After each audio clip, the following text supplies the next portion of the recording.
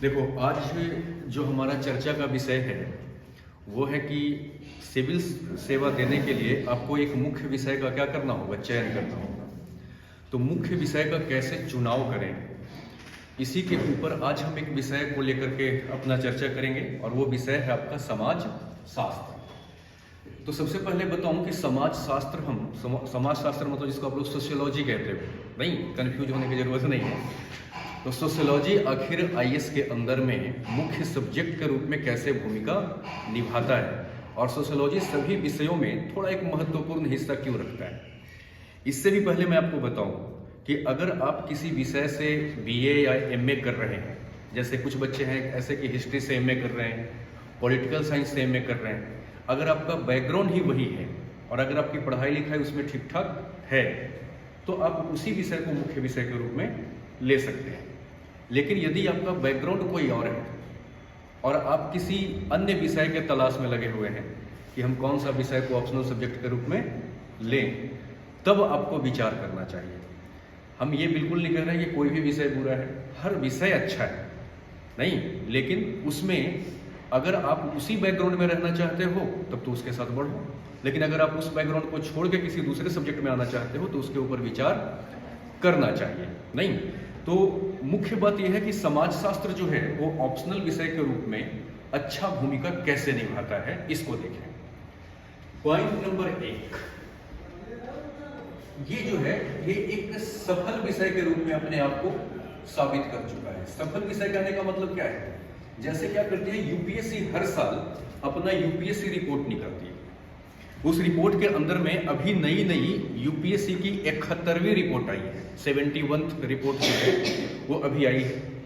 इस रिपोर्ट के अंदर में आप देखेंगे तो आप पाएंगे कि 1263 बच्चे ऐसे हुए, मतलब 1263 बच्चे सोशियोलॉजी ऑप्शनल के साथ क्या किए, मेंस का पेपर लिखे, जिसमें से 126 बच्चों का सिलेक्शन हो गया, यानी लगभग कितना परसेंट, 10%। आप 71वीं के साथ 70वीं, 69वीं, 68वीं, 67वीं कोई भी रिपोर्ट देखेंगे तो आप पाएंगे कि सोशियोलॉजी एक अच्छा रिजल्ट दे रहा है। इसलिए ये एक अच्छा रिजल्ट के रूप में सामने से आ रहा है, इसलिए हम कह रहे हैं कि ये विषय क्या है, एक सफल विषय है। दूसरा, इस विषय को चुनने का मूल कारण ये है कि यह जो विषय है यह बोधगम्य है।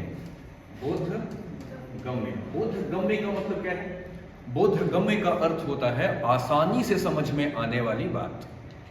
तो समाजशास्त्र एक ऐसा विषय है जो बोधगम्य है। बोधगम्य मतलब जो चीज आपको आसानी से समझ में आएगा। जैसे समाजशास्त्र का एक चैप्टर है विवाह। अब क्या करें, पान के दुकान वालों से भी जाकर के अगर आप पूछें, रिक्शा वाला से भी जाकर के पूछें, गोलगप्पा बेचने वाला से भी जाकर के पूछें कि भैया विवाह के बारे में थोड़ा बताएं, तो आपको विवाह के बारे में मोटे मोटे तौर पर बहुत सारी बातें बता देगा कि पहले क्या होता था, अपने जाति में विवाह होता था, दूसरे जाति में विवाह करना अपराध था एक टाइम में। लड़की देखने के लिए मम्मी पापा जाया करते थे, लड़का खुद नहीं जाता था। बारात सजती थी, दुल्हा सजता था, फिर लड़की के यहाँ जाते थे, विवाह होता था, लड़की को लेकर के आते थे। फिर लड़की जो है वो एक पत्नी की भूमिका बहुत अच्छे से निभाती थी, नहीं, पति परमेश्वर मानती थी। इस तरीके से वो विवाह के बारे में कई सारी बातें कह देगा, लेकिन वो एक सिस्टमेटिक तरीके से उस चीज को लिख नहीं सकता, नहीं। तो समाजशास्त्र एक ऐसा विषय है जिसके हर चैप्टर के बारे में लगभग पहले से आप 70-80% जानते हैं। इसका चैप्टर है परिवार। तो परिवार के बारे में कौन सा ऐसा व्यक्ति है जो नहीं जानता। जैसे आज के कुछ टाइम पहले हमारे समाज में कौन सा परिवार पाया जाता था, संयुक्त परिवार, मतलब चाचा के लड़के, चाचा नहीं, सब मिल करके इकट्ठा रहते थे, संयुक्त परिवार हो गया। संयुक्त परिवार अब धीरे धीरे क्या हो गया, टूटने लगा, नहीं, और टूटने के बाद कौन सा परिवार हो गया, एकल परिवार हो गया। अब एकल परिवार के अंदर में भी टूट गया, सेपरेट मदर फादर, यानी बच्चे के माँ अलग हो गई और पिता अलग हो गए। तो परिवार का दृश्य धीरे धीरे क्या होने लगा, बदलने लगा, ये हर कोई जानता है। तो समाज शास्त्र का जो चैप्टर्स हैं, उस चैप्टर्स को बोधगम्य मैं इसलिए कह रहा हूं क्योंकि इसके बारे में आप बहुत पहले से बहुत कुछ जानते हैं, इसलिए यह विषय क्या है, बोधगम्य विषय है।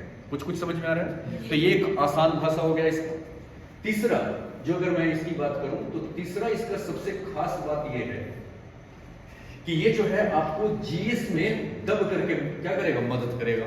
जैसे जीएस का एग्जाम जो होता है वो 1250 नंबर का होगा और 500 ऑप्शनल का, टोटल कितने 1750 नंबर का मेंस का पेपर होता है, जिसमें जीएस को कितने पार्ट में बांटा गया है, 4 पार्ट। कौन कौन सा, जीएस 1, जीएस 2, जीएस 3 और जीएस 4।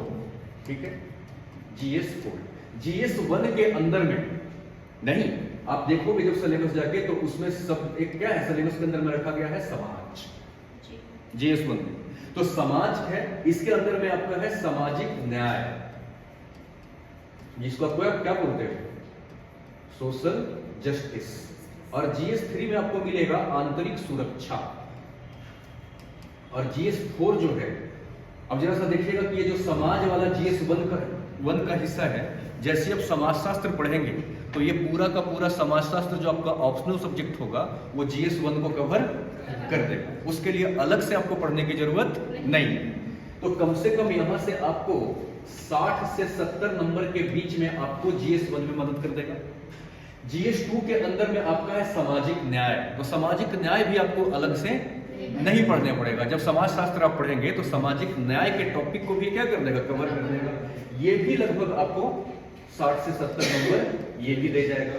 नहीं, उसके बाद जीएस 3 में सुरक्षा, ये भी आपको 50 से 60 नंबर में आपको मदद कर देगा। और जीएस जो आपका 4 है वो साइकोलॉजी, फिलोसफी, सोशियोलॉजी, नहीं, इन सभी विषयों को मिलाकर के ही बनाया गया है, इसलिए सोशियोलॉजी इसमें भी कम से कम आपको 60 नंबर का भूमिका दे करके जाएगा। इसलिए यदि आप देखेंगे तो लगभग पकड़ लो तो क्या कितने मार्क्स हो गए यहाँ से, 240। अगर मिनिमम भी पकड़ ले, है ना, तो 250 मार्क्स आपका जीएस में मदद कर दिया सोशियोलॉजी। इसके बाद एक पेपर होता है निबंध का। निबंध समझते हैं क्या, लेख। ये जो आपका निबंध का पेपर है ये 250 मार्क्स का होता है। ठीक, अब 250 मार्क्स का जो निबंध है, आप किसी भी साल का निबंध उठा लीजिए, किसी भी साल का। जैसे 2021 में एक निबंध आया और उस निबंध का शीर्षक था कि पालने में झुलाने वाली हाथ संसार का निर्धारण करता है। जैसे अगर कोई बच्चा पैदा होता है तो जब बच्चा पैदा होता है तो आप देखते होंगे कि उसको पालना में लेटा करके उसको झुलाने का काम कौन करती है, माँ। अगर माँ पढ़ी लिखी है, नहीं, अगर माँ की संस्कृति अच्छी है, अगर माँ की सोच अच्छी है, अगर माँ की बोलने की शैली अच्छी है, तो जो पालना में लेटा हुआ बच्चा है वो बचपन से उसमें संस्कृति का विकास होने लगता है। अगर माँ शिक्षित नहीं है, नहीं, अगर माँ शिक्षित नहीं है और माँ की अगर भाषा जो है वो अटपटा सा है, नहीं, तो बच्चा का विकास भी उसी तरीके से होगा। और यही बच्चा बड़ा होकर के समाज में क्या होता है, स्थापित होता है, और समाज में जो सीखा है उसी चीज को क्या करेगा, फैलाएगा। तो अगर उसकी संस्कृति खराब है, अगर उसकी कल्चर खराब है, तो संसार को कैसा बनाएगा, थोड़ा दूषित करेगा। और अगर उसकी संस्कृति साफ है, साफ सुथरा है, जैसे कलाम साहब जैसा संस्कृति, गांधी जैसा संस्कृति, नहीं, भगत सिंह जैसा संस्कृति अगर उस बच्चे का है, तो वो बच्चा समाज में आकर के समाज के लिए बहुत कुछ कर गुजरेगा। लेकिन वो संस्कृति का निर्धारण कहां से होता है, पालने से ही शुरू हो जाता है, पालना में ही शुरू हो जाता है, जिसका निर्धारण कौन करती है, मां करती है। तो परिवार जो है, परिवार समाजशास्त्र का क्या है, चैप्टर है। सोचो, परिवार जो है उस बच्चे का एक क्या है, बताओ, एक छोटा सा समाज है, उसी में वो बच्चा पैदा हुआ, परिवार के द्वारा किए गए क्रियाकलापों को उसने सीखा और परिवार से ही उसका क्या हुआ, संस्कृति का विकास हुआ। इसलिए परिवार ही उस बच्चे को क्या कर रहा है, विकास कर रहा है, और यही बच्चा संसार में बाहर निकलेगा। इसलिए आपको नहीं लगता कि छुपे तौर पर ये जो निबंध पूछा गया है 2021 में, ये संबंध सीधा सीधा कहां से रखता है, समाजशास्त्र से रखता है। जैसे एक छोटा सा मैं उदाहरण दूंगा। एक, जहां पर मैं दिल्ली में रहता था, तो दिल्ली के जहां पर मेरा फ्लैट था उसके बगल में एक और टीचर रहते थे। तो उनका बच्चा पैदा हुआ छोटा सा, तो उनकी बीवी भी नौकरी करती थी और वो भी नौकरी करते थे, तो ये दोनों ड्यूटी जाते थे। उस बच्चे को पालने के लिए उन्होंने क्या किया, एक आया को रखा। आया जो है उसको दिन भर पालने में क्या करती थी, झुलाते थे। तो जरूरी नहीं है कि सिर्फ माँ ही पालने में झुलाती है, आया भी झुलाती है, पिता भी पालने में झुलाते हैं। तो जो भी झुलाने वाला है उसका प्रभाव उस बच्चा पर पड़ेगा। तो जब वो आती थी तो उसकी भाषा जो है वो हरियाणवी टोन में उस महिला का, उस आया का भाषा था। वो किसी से भी बात भी फोन पर करती थी तो कहती थी के पढ़ लेगा। के पढ़ लेगा मतलब क्या, क्या कर लेगा, नहीं, तो उसकी भाषा ऐंठी हुई थी। वो बच्चा धीरे धीरे इस तरीके के भाषा को सीखता गया। अब जब उसके मम्मी पापा ड्यूटी से आए, बोले बेटा पढ़ाई कर लो, मतलब धीरे धीरे बड़ा होते होते बेटा पढ़ाई कर लो, तो बच्चा कहता था नहीं पढ़ूंगा, के पढ़ लेगी। तो ये बच्चा जो के पढ़ लेगी का जो भाषा सीखा है वो कहां से सीखा है, आया से सीखा। और वो आया कौन थी, उसको पालने में झुलाने वाली थी। तो जैसा माता पिता की संस्कृति, जैसा परिवार का संस्कृति, वैसा ही बच्चे की संस्कृति होगी, उसका छाप उस पर पड़ता है। इसलिए मैं ये कहना चाह रहा हूं कि जितने भी साल में निबंध पूछा जाता है, उस निबंध में समाज शास्त्र के टॉपिक का भूमिका अहम होता है। इसलिए अगर समाज शास्त्र का पकड़ आपका अच्छा है ना, तो 250 नंबर आपका निबंध का कहीं नहीं गया। तो 250 में 250 तो आप ले नहीं आओगे, लेकिन 250 पर आप लड़ाई कर सकते हो। तो जरा सा सोच के देखो, 250 नंबर जीएस में और 250 नंबर निबंध में, टोटल कितने हो गए, 500 नंबर। तो 500 नंबर तो यहां से उठवा दिया आपका, कितने में से, 1250 में से, और 500 फिर इसका वैकल्पिक विषय का परीक्षा होगा, तो 500 अपना वाला विषय में देगा। तो टोटल कितने विषय, नंबर 1000। जरा सोच के देखो कि 1000 मार्क्स पर लड़ने के लिए आपको तैयार कर दिया किसने, समाज शास्त्र ने तैयार कर दिया। इसलिए कहा जाता है कि समाज शास्त्र जो है वह एक सफल विषय है, बोधगम्य विषय है, और जीएस और निबंध में मदद करने वाला भी विषय है। इतना जो वो मदद कर रहा है वो तो डायरेक्ट मदद कर रहा है, जो आपको दिखाई दे रहा है। बाकी विषयों में इनडायरेक्ट मदद करेगा समाज शास्त्र, और भी मार्क्स दिलाएगा। कैसे, जैसे आप इतिहास में धार्मिक सुधार पढ़ते हैं, नहीं, धर्म एवं समाज सोशियोलॉजी का चैप्टर है। तो धर्म जब जब बदला है तो सुधार किस में आया है, समाज में। तो जो आप इतिहास में पढ़ेंगे कि धार्मिक सुधार से क्या परिवर्तन आया, वो तो सोशियोलॉजी का चैप्टर है। धार्मिक सुधार एवं क्या, बताइए, समाज, इसकी चैप्टर है। यहां मदद मिल गया। नहीं, जितने भी सुधार आंदोलन चले हैं वो समाजशास्त्र का चैप्टर है। राजनीति एवं समाज, समाजशास्त्र का चैप्टर है। नहीं, तो ये जो चैप्टर से ये अंदर से मदद करेगा। इतिहास को भी पढ़ने में क्या कर देगा, आसान कर देगा। पॉलिटी को भी पढ़ने में आसान कर देगा। कैसे, अब जरा सा देखो, पॉलिटी जब आप पढ़ेंगे तो उसमें एक आपका चैप्टर है पंचायती राज। तो पंचायती राज जब आप पढ़ेंगे तो पॉलिटी सिर्फ आपको पंचायती राज के सिस्टम को समझाएगा, लेकिन पंचायती राज से समाज पर क्या असर पड़ा है ये कैसे पता चलेगा। महिलाओं को उसमें कितना रिजर्वेशन दिया गया है, 33%, 35% उसमें रिजर्वेशन दे दिया गया। तो पंचायती राज से महिलाओं को चुनाव में आने का क्या हुआ, मौका मिला, क्योंकि उसमें रिजर्व कर दिया गया महिलाओं के लिए।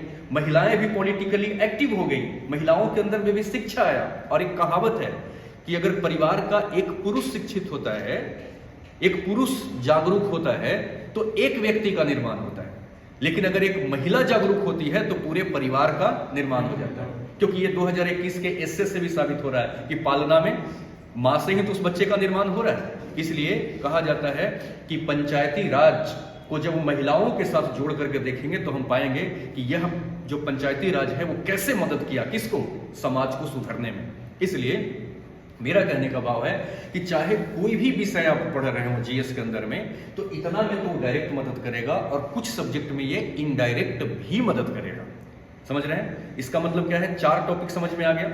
सबसे पहली बात कि ये क्या है, सफल विषय है, क्योंकि 10% से कम रिजल्ट ये लेकर के नहीं आ रहा। दूसरा, बोधगम्य है, आसानी से समझ में आने वाली बात है। तीसरा, जीएस में डायरेक्ट मदद करता है। चौथा, जीएस में इनडायरेक्ट मदद करता है। पांचवा, निबंध में मदद करता है। छठा, ये इंटरव्यू में आपको मदद करेगा। ये कैसे मदद करेगा, सुनिए। जैसे मान लो किसी प्रोफेसर की इंटरव्यू होनी है, और प्रोफेसर मान लो केमिस्ट्री का है, तो उसका इंटरव्यू लेने वाला जो ज्ञानी व्यक्ति होगा वो कौन होगा, केमिस्ट्री का ही होगा। तो केमिस्ट्री के अंदर में डेप्थ से सवाल उठा करके पूछेगा उससे, क्योंकि इंटरव्यूअर भी क्या है, केमिस्ट्री का विद्वान आदमी। लेकिन आईएएस की जो इंटरव्यू होती है उसमें एक पैनल का जो गठन होता है, उस पैनल में हर ऑप्शनल वाले बच्चे इंटरव्यू देने आएंगे। तो वहां पर जितने भी टीचर्स बैठे हुए हैं या इंटरव्यूअर बैठे हुए हैं, वो सबके सब इंटरव्यूअर सभी विषयों में प्रकांड विद्वान तो नहीं है। तो वो क्या करते हैं, सामान्य मुद्दों को उठा करके सवाल पूछते हैं, जनरल सा क्वेश्चन पूछते हैं जो समाज में क्या हो रहा है, चल रहा है। जैसे भ्रूण हत्या को आप कैसे कंट्रोल करेंगे, ये समाज शास्त्र में आप बहुत अच्छे से पढ़ लेंगे। नहीं, महिलाओं को कैसे सशक्तिकरण, महिला सशक्तिकरण कैसे किया जाएगा। तो जितना भी ये चीजें आती है, ये आसपास समाज से ही घूम फिर करके आते रहता है।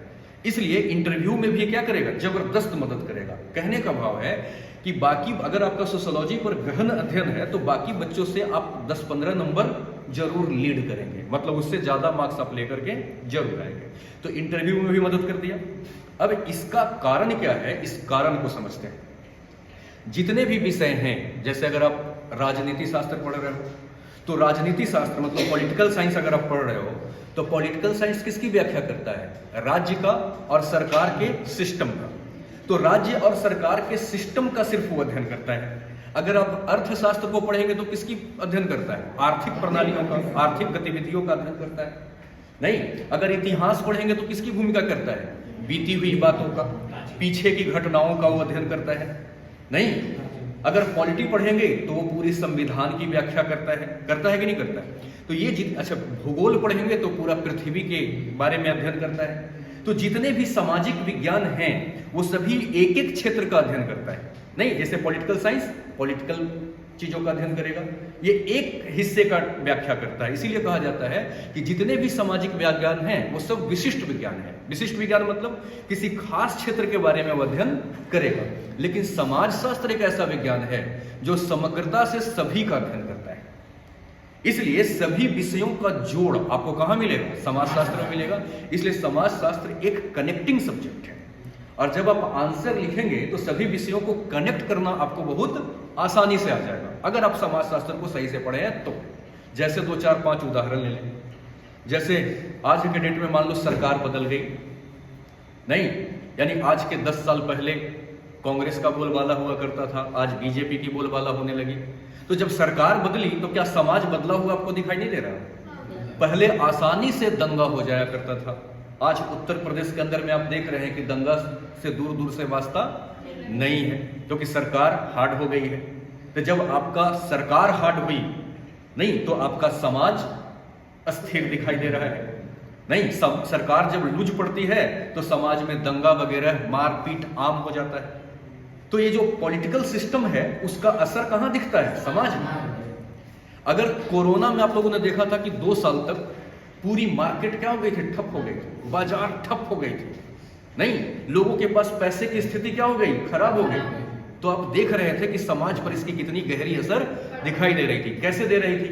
दिल्ली में काम करने वाले कुछ बिहारी मजदूर, कुछ उत्तर प्रदेश के मजदूर, कुछ उड़ीसा के मजदूर, वो पैदल जा रहे थे क्योंकि उनके पास इतना पैसा नहीं था कि वो गाड़ी रिजर्व करके जाए। नहीं, इसलिए जब बाजार में मंदी आई तो उसका असर सीधा कहां दिखता है, समाज पे दिखता है। इसलिए इकोनॉमिक्स में जब चेंज आएगा तो उसका असर भी सोसाइटी पे दिखेगा, पॉलिटी में जब चेंज आएगा तो उसका असर सीधा सोसाइटी पे दिखेगा। और इतिहास जो हम पढ़ते हैं वो इसीलिए पढ़ते हैं ताकि हम ये समझ पाए कि आज के 1000 साल पहले की समाज कैसी थी, उसके बाद का समाज कैसा हुआ, उसके बाद का समाज कैसा हुआ, और आज का समाज कैसा हुआ। तो आज जो सामाजिक विकास हुआ है, अचानक से ये समाज हमारे सामने नहीं था, धीरे धीरे हमारी समाज विकास करते आई है। तो ये समाज के लक्षण को समझने के लिए हम क्या करते हैं, इतिहास को। तो इतिहास जो पढ़ते हैं हम, तो उससे एक्चुअली हम समाज को ही समझ रहे होते हैं। नहीं, दूसरा है मनोविज्ञान। मनोविज्ञान का सीधा अर्थ क्या होता है, मानसिक गतिविधियों से। जैसे मान लो कि मैं आपको पढ़ा रहा हूं और आप शांति से बैठ करके और आंख नीचे करके बैठे हो, इसका मतलब आप ना बोल करके भी ये बोल रहे हो कि मुझे मन नहीं लग रहा पढ़ने में। इसका मतलब क्या है, अगर मेरी साइकोलॉजी ठीक होगी, अगर मेरा मनोविज्ञान ठीक होगा तो मैं समझ जाऊंगा कि ये पढ़ने में इंटरेस्टेड नहीं है, तो मैं क्लास यहां क्या करूंगा, रोक दूंगा। तो मनोविज्ञान जो है वो मानसिक समझ का खेल है। जब सोचो कि हर व्यक्ति अगर साइकोलॉजिक तरीके से अगर स्ट्रांग हो जाए तो हर व्यक्ति की समझ क्या हो जाएगी, अच्छी हो जाएगी। एक व्यक्ति मूर्ख व्यक्ति का अगर शोषण चालाक व्यक्ति के द्वारा नहीं किया जाएगा। क्यों नहीं किया जाएगा? क्योंकि दोनों के दोनों मनोवैज्ञानिक तरीके से क्या है, ठीक है। जैसी चालाक व्यक्ति कोई बात कहेगा तो सामने वाला व्यक्ति अगर मनोविज्ञान ठीक है तो अभी तो मूर्ख रहा नहीं, ये भी चालाक हो गया नहीं। तो ये जो चालाक व्यक्ति है उसके कहने के भाव को पहले ही समझ जाएगा और समझ करके उससे क्या होगा, दूर हो जाएगा। आजकल आप लोग देखते हो कि चाइल्ड एब्यूजिंग की केसेस बहुत ज्यादा हो रही है। बच्चों को टॉफी और आइसक्रीम खिला करके बहला फुसला के ले जाया जाता है। अगर सोचो कि उनकी मानसिक स्थिति अच्छी हो, कहने का मतलब अगर उनकी साइकोलॉजी अच्छी हो, तो जैसी आइसक्रीम या चॉकलेट ऑफर किया जाएगा वैसे ही उनको ये चीज समझ में आ जाएगा कि इसके पीछे का उद्देश्य क्या है, नहीं और क्या है, तो उसके साथ वो नहीं जाएगा। तो हमारा समाज स्वच्छ साफ सुथरा रहेगा।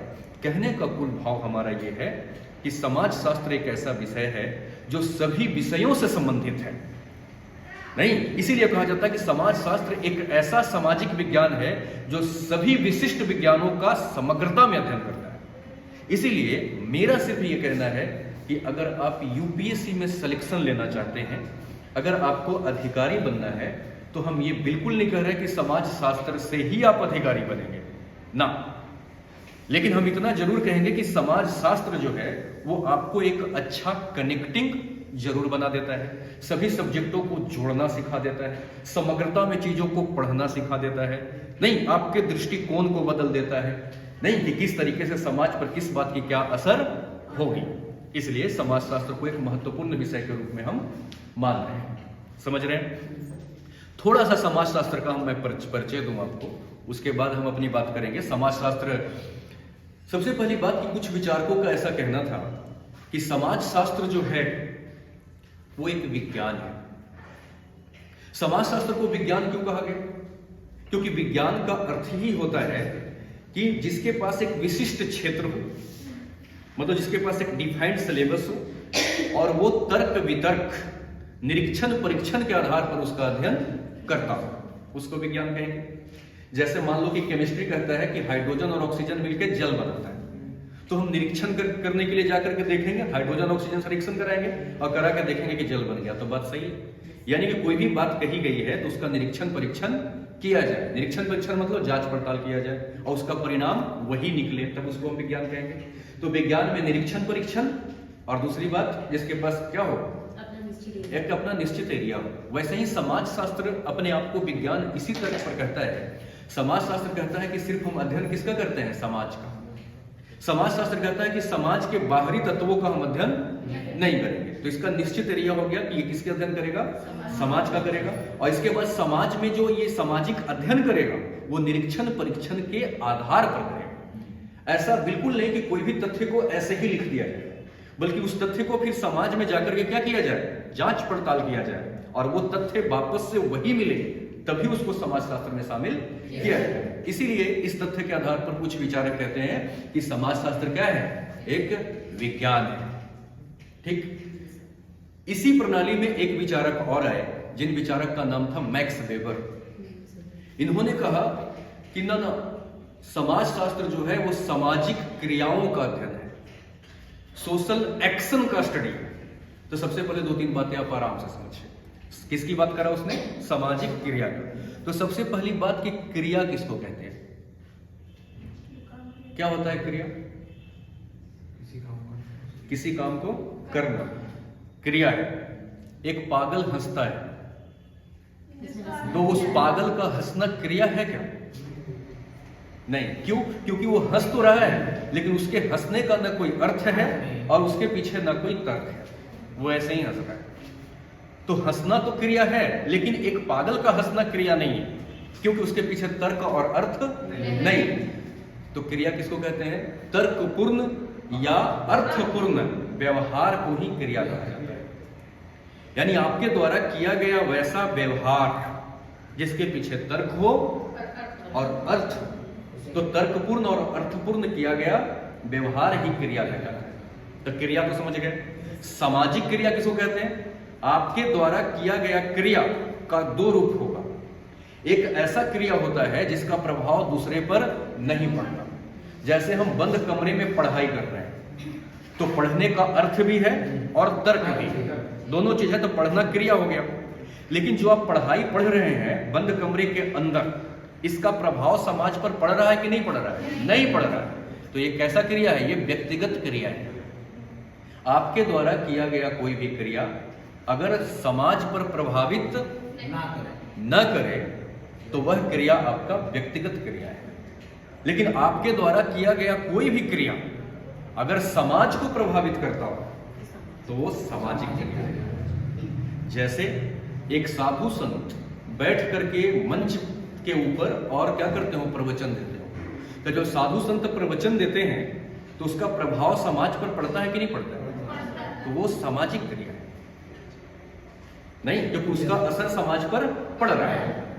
तो समाज पर असर दो तरीके से पड़ता है, सकारात्मक और नकारात्मक। अगर समाज के सामने आप कोई गलत काम करेंगे तो समाज पर प्रभाव कैसा पड़ेगा? नकारात्मक पड़ेगा। और अगर समाज के सामने आप सही क्रिया करेंगे तो क्या होगा? सकारात्मक प्रभाव पड़ेगा।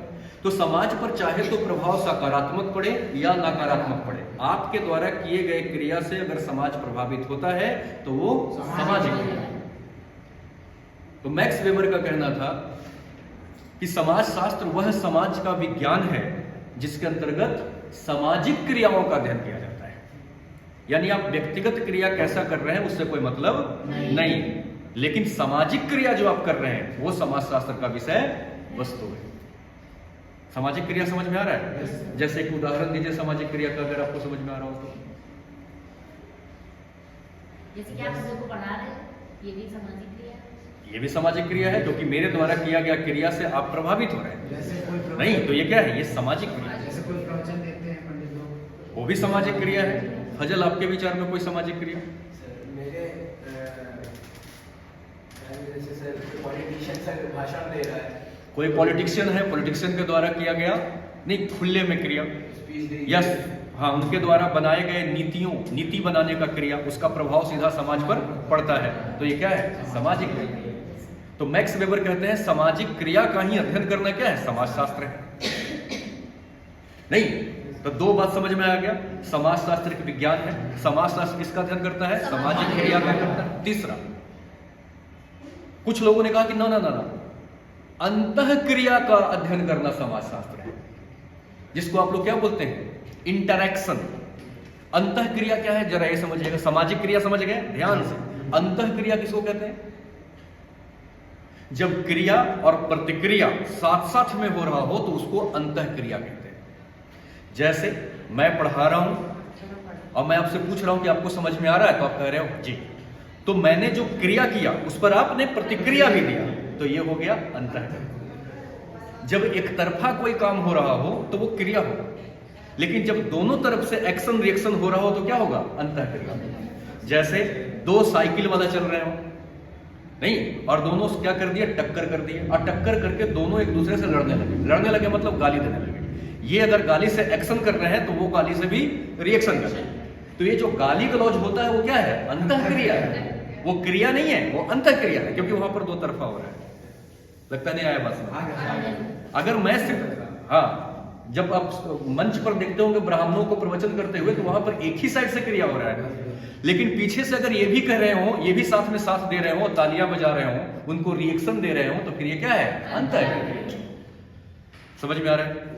और अंतः क्रिया ही समाज के उत्पत्ति का कारण है, ऐसा कुछ विचारकों का कहना है। कैसे सो देखिएगा, जरा सा सोच के देखो कि हम जब पृथ्वी पर आए होंगे तो जिंदा रहने के लिए हमारी कुछ आवश्यकताएं रही होगी। कुछ आवश्यकता हमारा ऐसा है जिसको हम खुद पूरा कर लेते हैं। जैसे भूख लगा, पेड़ से फल तोड़ करके खा लिया, भूख लगा, घर में खाना बना है निकाल के खा लिया।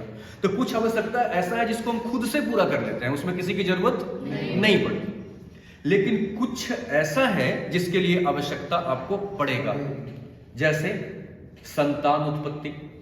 हम चाहते हैं कि हमारा पुत्र हो, तो उसके लिए हम अकेले अपना बच्चा पैदा नहीं कर सकते, उसके लिए सहभागी चाहिए, पत्नी चाहिए। तो कुछ आवश्यकता ऐसे हैं जिसमें एक दूसरे से लोग क्या करते हैं? मिल करके और क्रिया करके क्या करते हैं? उत्पत्ति करते हैं। तो जहां पर दो चीजें होंगी वो अंतः क्रिया होगा। जहां पर रिएक्शन और रिएक्शन दोनों साथ साथ चलेगा तो क्या होगा? वो अंतः क्रिया होगा। तो जरा बताओ, शारीरिक संबंध, फिजिकल रिलेशन कैसा क्रिया है? ये अंतः क्रिया है। इसीलिए कहा जाता है कि जो पुत्र पैदा होता है या पुत्री पैदा होता है, वो दोनों का है कि एक का है? नहीं, पिता अगर बोलते हैं कि मेरा बेटा, तो माँ क्या बोलती है? मेरा नहीं है क्या? मेरा भी तो है। तो ये दोनों क्यों लड़ते हैं कि मेरा मेरा? क्योंकि वहां पर अंतः क्रिया के माध्यम से वो पैदा हुआ है, और अंतः क्रिया में एक्शन और रिएक्शन। नहीं समझ रहे? अब जैसे अगर आप लोग आईएएस बन जाएंगे तो क्रेडिट सिर्फ आपको मिलेगा कि मुझे भी मिलेगा? मुझे क्यों मिलेगा? क्योंकि यहाँ पर अंतः क्रिया हो रहा है। ये जो फाइनल रिजल्ट बना है तो उसमें सिर्फ आपने ही थोड़े किया काम, हमने भी तो किया है। मैं आप पर एक्शन कर रहा हूँ, आप रिएक्शन कर रहे हो, और दोनों को मिल करके पढ़ाई लिखाई हुआ और हम सफलता को प्राप्त किए। तो वो सफलता में मैं भी क्रेडिट लूंगा? नहीं, आपको समाज के द्वारा माला पहनाया जाएगा, लेकिन समाज को मुझे भी आके माला पहनाना चाहिए, क्योंकि यहाँ पर क्रिया और अंतः क्रिया दोनों। समझ में नहीं आ रहा? तो जरा सा समझिए कि समाजशास्त्र क्या है। देखो भी डिफिनेशन पैदा कर रहा है। समाजशास्त्र क्या है? समाजशास्त्र एक समाज का विज्ञान है जिसके अंतर्गत सामाजिक क्रिया और अंतः क्रिया, और जब जब अंतः क्रिया होता है तब तब संबंध बनता है। जैसे अगर मैं यहाँ पर पढ़ा रहा हूं, आप पढ़ रहे हैं, मैं प्रश्न पूछ रहा हूं, आप उत्तर दे रहे हैं, तो क्रिया है कि अंतः क्रिया है? अंतः क्रिया। तो अंतः क्रिया जब हुआ तो यहाँ एक नया संबंध बन गया। क्या बन गया? टीचर और स्टूडेंट का। तो जब जब अंतः क्रिया होगा तब तब संबंध बनेगा, और जब जब संबंध बनेगा तो हम एक दूसरे से जुड़ते चले जाएंगे। नहीं, पुराने समाज में लोग अपने जाति में ही जुड़े हुए होते थे, तो क्या बोलते थे? यादव समाज, ठाकुर समाज, ब्राह्मण समाज, लोग बोलते थे कि नहीं बोलते थे? आज भी लोग बोलते हैं, क्योंकि उनकी जुड़ाव कहां तक थी? अपने जातियों तक। वो अपने सारे आवश्यकता को कहां से पूरा कर लेते थे? अपने जाति से ही पूरा कर लेते थे। विवाह भी अपने जाति में, बातचीत भी अपने जाति में, वो सारे आवश्यकता को अपने जाति से पूरा कर लेते थे। तो उस समय ब्राह्मण समाज, ठाकुर समाज, यादव समाज नहीं, मुस्लिम समाज नहीं, सभी का अपना अलग अलग समाज था। लेकिन जैसे जैसे हम आगे बढ़ते चले गए वैसे वैसे हमारी आवश्यकताएं भी क्या होती चली गई? बढ़ती चली गई, बढ़ती चली गई। तो अब एक ही जगह से हमारा आवश्यकता पूरा नहीं हो पा रहा, अब दूसरे में हमें जाना ही पड़ रहा है अपना आवश्यकता पूरा करने के लिए। जैसे चाय पीने के लिए दूध चाहिए, वो दूध मिलता है मान लो दूध वाले के यहाँ नहीं, और चाय में चीनी डालने के लिए मिलता हो चीनी के दुकान वालों के यहाँ, तो हमें सबके यहाँ जाना पड़ेगा, और सभी से राम सलाम राम दुआ होगा, सभी से पहचान होगी, सभी से संबंध बनेगा। तो आवश्यकता हमारा जैसे जैसे बढ़ता गया वैसे वैसे हमारी समाज बड़ी होती चली गई, और बढ़ते बढ़ते आज हमारा समाज इतना बड़ा हो गया। आज का जो समाज है उसको हम जातिगत समाज कहेंगे, राज्य का समाज कहेंगे, देश का समाज कहेंगे, या पूरा वैश्विक समाज कहेंगे? क्यों कहेंगे वैश्विक समाज? क्योंकि आज देखो हम लोग इंडिया में रहते हैं, इंडिया के अंदर में भी यूपी में, यूपी के अंदर में भी कानपुर में रहते हैं नहीं, लेकिन यहाँ के आदमी को भी क्या चाहिए? आईफोन चाहिए। तो आईफोन कौन बना रहा है? ये इंडिया का है क्या? कहाँ का है? चाइना में असेंबल्ड हो रहा हो, दूसरे देश का है, इतना समझ लीजिए। तो वो दूसरे देश से हमारी आवश्यकता पूरा हो रही है, तो वहां फोन बन रहा होगा, वहां से हमारे यहाँ आ रहा होगा, तो हम उसको आने दिए कि आ जाओ भाई, तू भाई है, और हम यहाँ से जो हमारे यहाँ जो बन रहा है वो हम उसके यहाँ भेज रहे हैं। तो हम दोनों एक दूसरे की आवश्यकता पूरा कर रहे हैं, आवश्यकता पूरा करेंगे तो संबंध बनेगा। इसलिए पूरी की पूरी दुनिया एक संबंध में क्या हो गया? बंध गया। इसीलिए कहा जाता है आज के डेट में क्या? वैश्विक संबंध। तो जरा सा बताओ समाजशास्त्र में क्या क्या पढ़ेंगे? समाजशास्त्र एक विज्ञान है जिसके अंतर्गत सामाजिक क्रिया, अंतः क्रिया, सामाजिक संबंध एवं सामाजिक मूल्य। अब मूल्यों को भी इसमें पढ़ते हैं। जैसे अभी हमने एक एग्जांपल दिया सफलता। सफलता क्या है? सामाजिक मूल्य नहीं, उसको प्राप्त करने के लिए तो हम अंतः क्रिया कर रहे हैं। सच्चाई, सच्चाई क्या है? सामाजिक मूल्य। समाज सच्चाई को प्राप्त करना चाहता है, जिसको भी हम प्राप्त करना चाहते हैं वो मूल्य है। सफलता सामाजिक मूल्य है, सच्चाई सामाजिक मूल्य है, ईमानदारी सामाजिक मूल्य है नहीं। तो समाज सत्यनिष्ठा सामाजिक मूल्य है।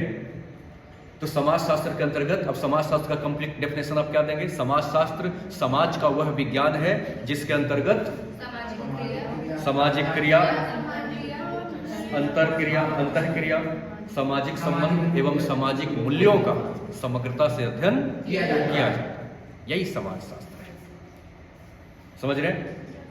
तो समाज शास्त्र का डेफिनेशन से आपका पूरा विषय वस्तु क्लियर हो गया होगा कि इसमें संबंध भी आ गया। इसका मतलब जितने भी सामाजिक रिश्ते हैं वो सब पढ़ना पड़ेगा। इसीलिए इसका चैप्टर है परिवार, विवाह, क्योंकि ये संबंध है, समझ रहे हैं। सामाजिक मूल्य इसका चैप्टर होगा, समझ रहे हैं। अंतःक्रिया से जुड़े हुए जितने भी चीजें होंगे वो क्या होगा, इसका विषय वस्तु होगा। इन्हीं सारी विषय वस्तुओं को पढ़ते हुए हम अपना ऑप्शनल को क्या करेंगे, तैयार करेंगे, और इसी हथियार के साथ हम यूपीएससी के द्वारा भेजे गए टिंडे को काटेंगे, मतलब सफलता प्राप्त करेंगे। नहीं जैसे वो जो 1000 सीट का लॉलीपॉप फेंक रही है, नहीं तो बाकी लोग को काटते छाटते हुए उसको आपको पकड़ना पड़ेगा। तो उसको पकड़ने के लिए आसपास की चीजों को क्या करना पड़ेगा, साफ करना पड़ेगा, हटाना पड़ेगा। लूडो खेले हम लोग लूडो खूब खेलते थे। अब मान लो कि हमारा वो परम शिष्य है, लेकिन लूडो खेलते थे तो इसको बिल्कुल नहीं पकड़ते थे, उसको भी मार देते थे। मतलब क्या है कि भैया जब कंपटीशन में हो, सामने से आओगे तो मरोगे। इसलिए समाज शास्त्र ये भी आपको सिखाएगा कि भाई साहब आप यूपीएससी में आना चाहते हैं तो यहाँ दोस्ती यारी दुनियादारी नहीं, जो समाज शास्त्र में पढ़े हैं वो थोड़ा देर के लिए साइड करिए, और लूडो के तरह नहीं बाकी लोगों को काटते हुए नहीं, और यूपीएससी ने जो 1000 का लॉलीपॉप फेंका है उसको कैच कीजिए और उसमें अपना नाम एक घुसेड़ देना है। नहीं तो यही तो यूपीएससी का गेम है। नहीं तो इस तरीके से हम क्या करते हैं, अपना ऑप्शनल विषय का चयन करते हैं। इतनी बात समझ में आ गई कि नहीं आई? अगर इतनी बात समझ में आ गई तो ठीक है, नहीं समझ में आई तो भी ठीक है।